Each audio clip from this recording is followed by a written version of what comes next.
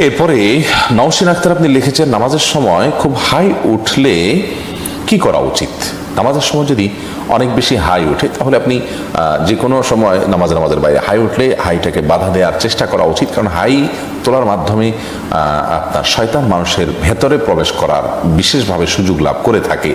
এবং দুষ্টু জিনে আক্রান্ত মানুষগুলোকে দেখবেন যে খুব বেশি হাই তুলতে থাকে। আমি এরকম অনেক মানুষকে দেখেছি যারা দুষ্টু জিনের প্রভাবে প্রভাবিত, তাদের উপর দুষ্টু জিনের প্রভাব বেশি হওয়ার কারণে তারা এত বেশি হাই তোলেন যেটা স্বাভাবিক কোনো মানুষ হাই তোলে যে সেরকম কোনো বিষয় না। এই জন্য হাই তোলার এই সময়টাতে এই শয়তান মানুষের ভিতরে প্রবেশ করে, দুষ্টু জিন প্রবেশ করে, সেজন্য এটাকে হাত দিয়ে বাধা দেওয়া উচিত।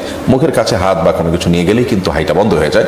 নামাজের মধ্যে সেই কাজটা আমরা করতে পারি, তবে নামাজের মধ্যে হাই তোলার পর এমনি বিশেষভাবে নামাজের মধ্যে হোক নামাজের বাইরে হোক কোনো অবস্থাতেই বিশেষ কোনো দোয়া নেই।